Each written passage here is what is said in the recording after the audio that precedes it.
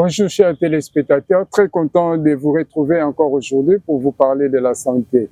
La santé, nous restons toujours dans cette actualité. Vous savez, depuis quelque temps, nous avons un sérieux problème de carence en médicaments antituberculeux. Ça coïncide bien pendant que les députés sont en train d'élaborer déjà le budget, raison pour laquelle nous avons voulu en savoir plus. Nous sommes déplacés de notre studio pour venir voir l'honorable député Léon Mondole. Il est président du caucus de députés engagés dans la lutte contre la tuberculose. Et ce n'est pas aussi aujourd'hui qu'il commence à s'engager, c'est depuis plusieurs jours. Ok, bonjour honorable. Bonjour, monsieur le journaliste. Nous sommes très contents de vous recevoir. Nous avons vu la fois passée relancer l'activité avec le caucus dont vous êtes le président. Après quelques jours, qu'est-ce qui justifie d'abord ce manque d'activité pendant les jours passés? La tuberculose, c'est un grand fléau. C'est un fléau qui a secoué notre pays et qui continue à secouer le pays jusqu'à aujourd'hui. Et c'est une maladie extrêmement mortelle, surtout à cause de son mode de contamination. La tuberculose est transmise par voie aérienne et c'est ce qui rend cette maladie une des maladies contagieuses à grande expansion et une des maladies contagieuses mortelles et dangereuses. Alors, depuis tout le temps, le monde s'est engagé dans la lutte pour l'éradication de cette maladie. Notre pays, la République démocratique du Congo, s'est engagé dans la même lutte. Et c'est dans cette synergie de lutte qu'est né le caucus des parlementaires pour la lutte contre cette maladie, dont je suis le président depuis quelques années. S'il vous plaît, Président, on va y revenir. D'abord, nous vous encourageons pour cet engagement. La question que nous voulons vous poser, à peine vous venez de relancer votre caucus, les activités bien sûr, mais sur le terrain, nous avons constaté qu'il y a carence en médicaments. Comment vous pouvez expliquer ceci? Je vais y arriver. Ce n'est pas à peine que nous avons commencé les activités, mais c'est plutôt du côté de la relance des activités. Vous savez que la République démocratique du Congo vient de sortir des élections. Donc il y a environ une année. Environ une année, nous étions dans les élections. Et les élections ont fait naître une nouvelle législature, donc la 4e législature. Alors, cette législature était en train de se mettre en place. C'est pourquoi il y a eu ce temps que nous considérons comme un temps mort. Et maintenant que toutes les structures sont mises en place, nous avions décidé de relancer les activités. Alors, exactement comme vous le dites, la relance des activités coïncide avec un épineux problème, le problème des manques des médicaments. Évidemment, ce manque de médicaments est dû aussi à cet espace de léthargie que nous sommes en train de traverser, nous tous. Et maintenant que toutes les institutions sont en place, vous savez, le Sénat venait d'être mis en place il y a quelques semaines. Bien sûr. Et maintenant que toutes les institutions sont mises en place, le gouvernement est là, des chambres du Parlement sont là, le président de la République est là. Alors, nous avons dit, il y a le danger de la tuberculose qui guette nos populations. Il faut vite s'intéresser. Et quand on s'intéresse à la question, hein, on se retrouve dans une période où il y a carence de médicaments. Il n'y a même pas carence, il y a manque de médicaments. Depuis quelques mois, depuis plusieurs mois d'ailleurs pour certaines provinces et certains centres, les malades de tuberculose n'ont pas de médicaments pour se soigner. Et vous savez que, comme j'ai dit, étant une maladie qui se transmet par voie aérienne, l'absence de médicaments fait craindre la résurgence de l'épidémie. Donc, si nous ne faisons pas attention, la situation de contamination va s'étendre à tache d'huile. Et ça va être très catastrophique. C'est une situation, il faut prendre ça au sérieux. Voilà. Alors, oui, juste là, comme vous le dites, mais d'après les informations que nous avons en notre possession, vous étiez en contact avec le Stop TV, qui est une plateforme. Mais d'après nos informations, comme je l'ai dit, il semble que les partenaires ne sont plus à mesure d'acheter le médicament antituberculé. Que ferons-nous? Qu'est-ce que vous faites, vous, le président, avec votre caucus? Les partenaires n'arrivent plus à mettre à la disposition de notre population le médicament. Que dites-vous? Le grand problème, ce sont les procédures. Quand nous parlons des partenaires, le plus grand partenaire pour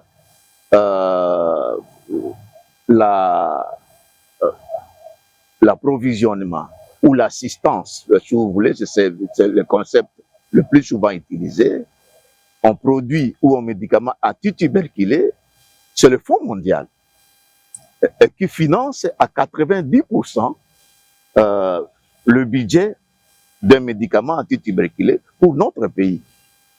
Mais le Fonds mondial, sa livraison, il y a une longue procédure. Alors, il y a nos partenaires de la société civile. Et évidemment, vous avez parlé de Stop TV, mais il y a aussi la fondation d'Amiens qui contribue au financement avec 5%. Comme j'ai bien dit, le Fonds mondial finance à la hauteur de 90%. Les 5% sont financés par nos partenaires de la société civile, notamment les fonds d'Amiens, et aussi les efforts de sensibilisation et d'accompagnement que font les Stop TV. Du côté officiel, nous avions tout fait pour sensibiliser les différentes autorités attitrées de la République. On commença par le chef de l'État lui-même, qui nous a rendu honneur de participer à la réunion de haut niveau des Nations Unies. Malgré le fait que dans les travaux sectoriels, il a, compte tenu de son agenda, il avait responsabilisé son Excellence, Monsieur le ministre de la Santé. Et le ministre de la Santé a pris des engagements. Il a rendu le message du chef de l'État. Voilà. Il a fait parvenir le message du chef de l'État et aussi ses engagements, parce que le chef de l'État a pris des engagements pour que désormais les efforts de lutte contre la tuberculose soient plus un effort ou des efforts de nous les nationaux. On reviendra sur ces efforts, mais chers téléspectateurs, nous sommes en train de vous illustrer l'engagement que le ministre de la Santé publique, Hygiène et Prévoyance sociale a pris à cette deuxième réunion de haut niveau au nom du chef de l'État. Et nous reviendrons sur ces engagements. Mais président, l'honorable Mondolé, nous voulons un peu savoir, d'après les infos aussi que nous avons, nous sommes en possession de ça, nous sommes informés aussi auprès du club des amis d'Amiens, il y a déjà une quantité de médicaments qui sont en train d'être distribués. Mais ça prendra combien de temps pour qu'il n'y ait pas encore grande carence, s'il faut dire ainsi? D'abord, il y a deux problématiques dans ce nouvel approvisionnement. Il y a, merci d'ailleurs à la Fondation d'Amiens, Merci aussi au programme, hein, au programme national de lutte contre la tuberculose. Et là aussi, j'ai oublié de vous dire que c'est tout récemment hein, qu'on vient de désigner un nouveau directeur de programme. Alors, vous voyez que toutes ces réformes-là, toutes ces mises en place arrivent au moment où nous sommes devant le problème. Nous sommes devant ce problème-là. Et c'est pourquoi le chef de l'État, tenant compte de l'engagement qu'il a pris, hein, a décidé hein, que le gouvernement puisse mettre des fonds à la disposition pour l'achat de ce médicament. Mais en attendant, dans l'entretemps, nous avons reçu un petit stock. C'est parce que vous vous posez la question, il sera fait combien de temps? Ce petit stock qui est arrivé, non seulement il est confronté au problème de temps, hein, comme le stock est petit, donc ça signifie que hein, ça va seulement prendre un petit temps. Et puis de deux, même pour la deuxième problématique, ce stock n'est pas à la portée de tous les malades. Hein. On a essayé de distribuer ce produit là où il y a de plus sérieux problèmes, mais même là où on a distribué, hein, on a pu servir que 80 à 90% des malades. Donc ça signifie que le 20 ou les 10% des malades sont en attente de produits. Pendant que les 80 autres sont en train de recevoir les traitements, les autres sont en attente. Alors, il y a d'abord cette problématique de temps, hein, c'est-à-dire ce petit stock, c'est pour un petit temps, mais aussi ce petit stock est insuffisant. Ça ne couvre pas non seulement le besoin des malades actuels hein, qui sont en instance de prise en charge, hein, mais ça nous laisse en grande question, c'est parce qu'il y a des contaminations qui se suivent. Il y a des contaminations qui se suivent. Pendant qu'il y a une rupture de médicaments, il y a de nouveaux malades, d'autres qui ne sont même pas encore identifiés par les structures. Les coquilles, ça a vraiment du travail à faire. Hein. Justement parce que cette problématique très inquiétante arrive au moment où l'Assemblée nationale et le Sénat. C'est ce que je voulais revenir là-dedans. Ça tombe et ça coïncide bien pendant que vous êtes en train de voter le budget. Souvent, on a constaté ce que vous affectez pour la tuberculose, ce n'est pas aussi des fonds qui arrivent jusqu'à sa fin. Qu'est-ce qui justifie? Vous êtes là à l'intérieur et maintenant là avec des carences comme ça, comment vous allez maîtriser un peu cette question et trouver des solutions? Parce qu'on l'a enregistré plusieurs années. Bon, on a toujours dit que l'Assemblée nationale, par le fait qu'il a le contrôle sur le gouvernement, hein, elle est autorité budgétaire. Oui. Mais en réalité, la grande force de l'Assemblée nationale et par-dessus de tous les parlements, c'est la force de contrôle. Le Parlement a le pouvoir de contrôle sur le gouvernement. C'est parce que c'est le gouvernement qui a le pouvoir d'action. C'est le gouvernement qui agit. C'est le gouvernement qui doit disposer des médicaments en faveur de son peuple qui est malade. Mais, comme je disais, cette problématique tombe à un bon moment où le Parlement est en train d'examiner le projet de la loi de finances, exercice 2025, qui vient d'être déposé. Et les efforts que nous faisons avec l'appui de tous les parlementaires, c'est que il faut que nous puissions tenir compte de cette situation, sauver notre peuple qui est en situation de danger, en postant dans la ligne des fonds nécessaires pour que nous puissions sortir de la dépendance. Vous voyez que si nous entrons souvent dans des carences, c'est aussi à cause de la dépendance. Nous devons dépendre du Fonds mondial. Parce que le Fonds mondial engage déjà au moins 90%, c'est trop comme engagement. Si le Fonds mondial arrive à engager 90%, l'action d'Amiens 5% et le fonds Et local, le reste, les 5%. Donc, nous pensons que... Et puis, parmi les engagements que nous avons dit, le chef de l'État, par l'entremise de son Excellence ministre de la Santé publique, et il y a des engagements. Parmi ces engagements, nous devons commencer à produire des médicaments localement ici. Et ça pouvait déjà résoudre la question, la thématique du jour.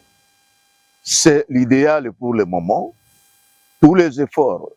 La semaine passée, j'ai été avec son Excellence, Monsieur le ministre de la Santé publique, Hygiène et Prévoyance sociale. Nous avons discuté sur la question. L'idéal pour sortir de cette dépendance ici, pour sortir de cette chaîne de manque, toujours manque de médicaments. Pendant qu'il y a manque, la mortalité s'augmente. Alors, pour sortir de cette chaîne dangereuse, l'idéal c'est de commencer, c'est de mettre en place des structures et des conditions pour que nous puissions commencer à produire les médicaments ici sur place, en faveur de notre peuple, parce qu'il n'y a pas que la tuberculose, il y a plusieurs autres épidémies qui sont en train de menacer nos populations congolaises. Donc, il faut que nous puissions, dans la série des réformes auxquelles le gouvernement s'engage ou s'est engagé aujourd'hui, je pense qu'une des réformes importantes. Mais à quand l'application de ces engagements? Alors, là, vous parlez des engagements du gouvernement qui ont été exprimés par la volonté de son Excellence, Monsieur le Président de la République. Où c'est vous, le député, nous sommes déjà à contacter réellement, parce qu'avec le dynamisme de son Excellence, Monsieur le Ministre, et surtout, ça tombe bien avec le directeur qu'on a actuel du programme, le docteur Malema. Moi, je pense que nous sommes déjà sur la voie. C'est parce qu'il y a 2 ou 3 réunions du Conseil qui s'est passé. Le chef de l'État a demandé au gouvernement de mettre à la disposition de l'achat de ces médicaments, c'est-à-dire de mettre à la disposition de son Excellence, Monsieur le ministre de la Santé publique, des fonds nécessaires pour l'achat de ces médicaments, pour l'approvisionnement en ces médicaments, parce que la question de la tuberculose, c'est une question très très dangereuse, et surtout qu'aujourd'hui, nous avions constaté que le nombre des enfants atteints de la tuberculose est en train de s'augmenter par rapport à la situation d'il y a 5 ans. Non seulement augmenter, mais on peut aussi enregistrer les taux de mortalité. Exactement. Le taux de mortalité aussi est en train de s'augmenter. Pendant ce temps ici, il y a eu une rupture de médicaments. Il y a eu des compatriotes qui sont décédés parce que ils étaient sous le processus de soins. À un moment donné, il y a arrêt de prise en charge et nous avons perdu nombre de compatriotes.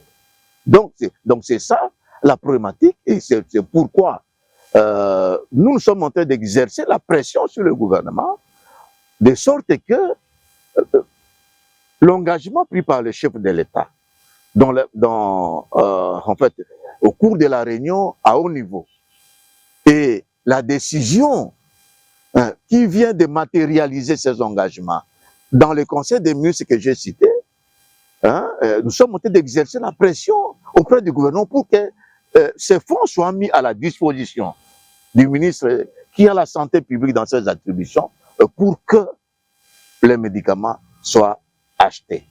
Je pense que les parlementaires sont mobilisés face à cette problématique parce que c'est une question de vie de nos populations.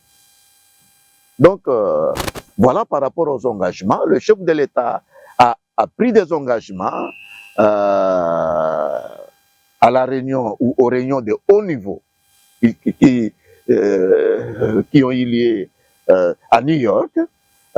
Et tout récemment, il a tenu la parole à l'acte pour demander au gouvernement de mettre à la disposition du ministère qui est à la santé publique dans ses attributions des fonds nécessaires pour l'achat de biens. Nous sommes en train de demander au ministre des Finances, au ministre du Budget, d'activer vite ce processus pour que nous puissions sauver les vies humaines. Parce que le peu de médicaments que certains centres ont reçus aujourd'hui, j'ai bien dit que c'est en quantité insuffisante, mais aussi c'est pour un petit temps. Ces médicaments-là ne couvrent pas les besoins de tous les malades qui étaient déjà pris en charge ou sont sous prise en charge, mais aussi ces médicaments ne prévoient pas, ne couvrent pas la quantité attendue pour les nouveaux cas qui vont arriver. Donc, nous étions déjà avancés depuis plusieurs années dans la lutte contre la tuberculose. Nous devons tous, parlementaires, gouvernements, toutes les institutions, la société civile, les populations, nous devons tous nous mobiliser pour que nous ne puissions pas ralentir l'élan que nous avions déjà amorcé. Oui, honorable Mondole Léon, je tiens à rappeler à nos téléspectateurs, c'est le président du caucus de députés engagé dans la lutte contre la tuberculose. Là, je vais proposer à vous et aux téléspectateurs l'engagement du chef de l'État à cette deuxième réunion de haut niveau aux États-Unis et nous allons revenir. Suivons d'abord cet extrait. Selon la modélisation de l'OMS, laisse entrevoir que l'élimination de la tuberculose, c'est-à-dire moins de 10 cas pour 100 000 habitants, ne pourrait intervenir après 3 siècles si rien n'est fait. La lutte contre la tuberculose est confrontée à 2 défis majeurs. La faible réduction de l'incidence et la sous-détection des cas liés à la faible couverture des établissements de soins et des services de santé ayant intégré tout le paquet de prise en charge. Au début de notre mandat, une étude portant sur l'analyse des coûts catastrophiques supportés par les personnes atteintes de tuberculose a démontré que 56% des ménages portent la charge économique de la tuberculose. De 2020 à 2021, le nombre de cas de tuberculose notifiés a augmenté de 7,8%. Cette augmentation s'est produite en dépit de la pandémie de Covid-19 ayant perturbé l'accès à la prévention, au diagnostic et au traitement grâce à des mesures d'atténuation de l'impact de Covid-19 mises en place avec succès dans notre pays. En 2022, la RDC a déclaré 248 834 cas de tuberculose, soit 70% du taux de notification, avec un succès thérapeutique de 95% et 4186 cas de décès, dépassant celui de Covid-19 en 3 ans et celui de la maladie à virus Ebola après 20 mois d'épidémie, avec 1468 décès pour la Covid-19 et 2280 décès pour la maladie à virus Ebola. En définitive, la tuberculose tue plus que Ebola et Covid réunis. Conscient que la RDC et le Nigeria sont les pays les plus touchés, avec près de 28% du fardeau de la tuberculose dans la région africaine de l'OMS, on ne peut s'attendre que l'Afrique soit au rendez-vous des destinations d'ici 2030 si ces 2 pays n'adoptent une politique axée sur le renforcement des mesures de lutte contre la maladie. De ce fait, nous avons opté d'allouer des fonds additionnels dans la prévention, le diagnostic et le traitement de la tuberculose. Et la tuberculose reste un défi social.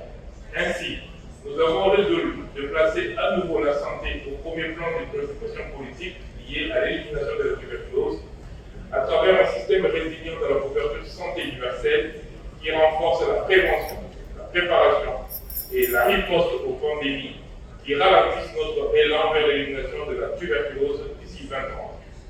Nous constatons à mi-parcours de la mise en œuvre des objectifs de développement durable que le monde est en retard pour atteindre des cibles fixées dans le domaine de la santé. De ce qui précède, nous avons été instruit dans notre gouvernement d'accroître le financement alloué à la lutte contre la tuberculose au prorata de $1 million américains par programme sanitaire pour les 7 prochaines années, à organiser le système national d'approvisionnement en médicaments pour la réduction locale des antituberculeux, la production locale des antituberculeux et la préqualification des interventions suivant les normes de l'OMS, et à rendre la reprise de la tuberculose équitable et santé de la personne.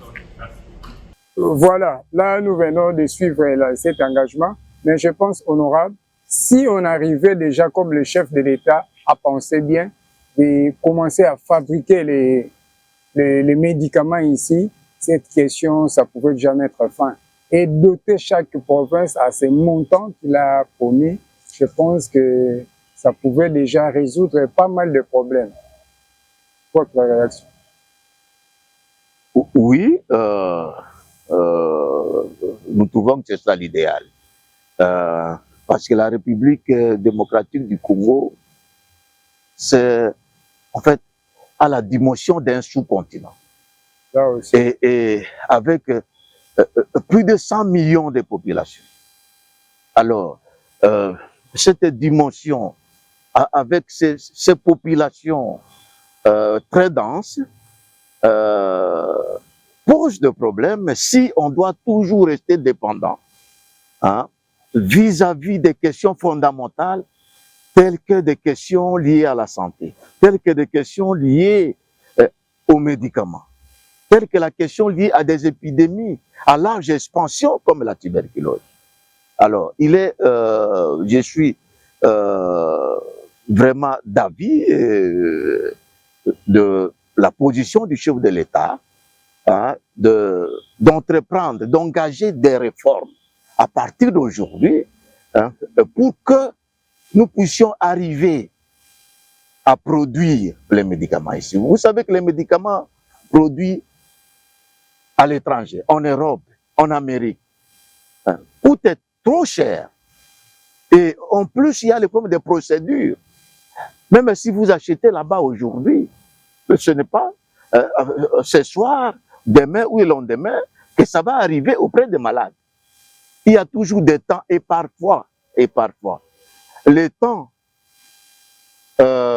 inclus entre l'achat et l'utilisation des médicaments. Ces médicaments arrivent parfois à terme de leur expiration. Là aussi, c'est un sérieux problème. C'est un sérieux problème que nous avons. Si vous regardez dans nos dépôts ici aujourd'hui, il y a des médicaments, mais des médicaments dont la préemption, la date de préemption si bien qu'on parle de médicaments spécialisés, tout ça, mais il y a un sérieux problème. Voilà les grands problèmes. Là, alors, il y a tous ces problèmes-là, il y a le temps, la distance et les procédures, et même si ça arrive ici, il y a un long processus, que j'ai dit, un long processus douanier.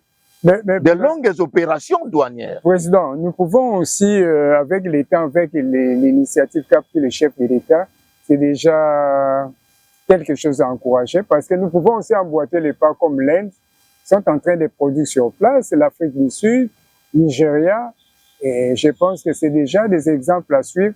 Nous pouvons aussi faire ça pour ne plus connaître un peu ces cas que nous avons maintenant là. Voilà. Il y a le Maroc aussi qui s'est aligné déjà dans le processus de production sur place. Donc c'est ça l'idéal. Et je pense que les parlementaires doivent exercer la pression sur le gouvernement. L'Assemblée nationale, qui est l'autorité budgétaire, doit disposer par le mécanisme de coupe, disposer des ressources sur cette ligne-là pour que nous commençons des études, pour commencer à produire les médicaments sur place. Ça nous coûterait moins cher, ça aurait un coût du côté de la production, ça nous permettrait de réduire la distance entre les fabricants et les consommateurs, quand c'est produit sur place ici, et que il y a des problèmes, par exemple, à Kimbaseke, hein, c'est possible que le médicament qui est produit aujourd'hui soit consommé demain, hein, soit utilisé demain la qualité au aussi. profit des malades. Et ça nous permettrait aussi de veiller à la qualité, comme vous le dites. Donc, nous encourageons tous cette option levée par le chef de l'État, le président de la République, Félix Antoine Tshisekedi Tshilombo, qui a décidé de prendre le taureau par les cornes pour dire que non, pour protéger nos populations. Hein, nous devons désormais engager des études pour que nous puissions avoir sur place des firmes qui pourront fabriquer des médicaments sur place. Et aussi, ça nous permettrait d'assurer la rentrée des devises. C'est parce que tous les autres pays voisins, beaucoup d'autres pays d'Afrique et du monde, hein, viendront s'approvisionner ici chez nous. Et ça ferait un effet multiplicateur sur notre économie. Il y aura la rentrée des devises. Donc, nous sommes en train d'encourager ça. Mais notre souci, notre souhait, hein, c'est que cela puisse aller un peu vite pour que ça ne puisse pas suivre la gibecière de promesses. Hein, tout ça, vous voyez, parce que notre problème aussi, hein, on a beaucoup de projets, hein, qui ont été parfois demandés au niveau de la République, hein, qui est des projets qui ont peut-être inspiré le chef de l'État et qu'il a demandé au gouvernement. Mais très souvent, hein, ces projets traînent à être exécutés. Hein, c'est ce que j'appelle, hein, la gibecière de promesses. Alors nous devons tout faire pour que cette question des médicaments étant une question essentielle pour la vie de nos populations. J'ai bien dit qu'une population malade ne peut pas contribuer au développement. Et on ne peut pas aussi développer une population malade. Hein? Pour s'assurer du développement, il faut s'assurer que la population est en bonne santé pour produire. Donc, nous voulons que des questions essentielles comme les questions liées aux médicaments, hein, que ces questions-là soient alignées parmi les priorités de la République. Alors, nous demandons à notre gouvernement, hein, de tout faire, hein, de commencer quand même. Parce que le chef a dit, le chef a même énoncé, hein, certains montants, certains chiffres. Mais il faut que le gouvernement, hein, se mette déjà à pied d'œuvre. Ce gouvernement commence déjà il faut qu'il commence à montrer des indicateurs, des signaux qui vont rassurer la population, des signaux qui vont donner de l'espoir à la population. Hein, c'est parce qu'aujourd'hui, la population est, même si nous parlons seulement de tuberculose, mais vous avez vu, il y a la multiplication des épidémies. La République démocratique du Congo, le bassin du Congo même, tout ça aujourd'hui, est devenu comme un nœud gordien, un centre des épidémies. Hein? Vous voyez, on dit non, et très souvent, même si ça a commencé 1, 2, 3, 4, 5 cas ailleurs, une semaine après, vous allez apprendre que non, au Congo, dans telle ou telle province, la situation, la maladie est déjà là, l'épidémie est déjà là, et ça les a pris des ampleurs. Okay. Donc, le Congo, c'est devenu comme le berceau des épidémies. Alors, pour sortir le pays de ces berceaux, il faut que nous soyons à mesure de produire les médicaments sur place. Je pense que ça doit être une priorité pour notre gouvernement, une priorité pour la présidente de la République, une priorité pour tous les élus à différents niveaux. Ça doit être notre priorité. Chacun à son niveau doit exercer la pression auprès des décideurs pour que cette question, cette problématique soit résolue, soit transformée en action en faveur de nos peuples. Oui, là nous sommes presque arrivés à la fin. Honorable Mondolé, à moins que vous ayez une phrase ou deux que vous n'aviez pas dit avant de conclure. Le mot de la fin, c'est l'optimisme. Les parlementaires, moi-même et le peuple congolais savent que nous avons des ressources. Et si nous voulons, si nous avons la volonté politique de faire quelque chose, nous le ferons. Nous devons réagir vite, vite, vite. C'est à ces termes que nous mettons fin à notre émission, dans l'espoir de vous retrouver prochainement pour un autre numéro.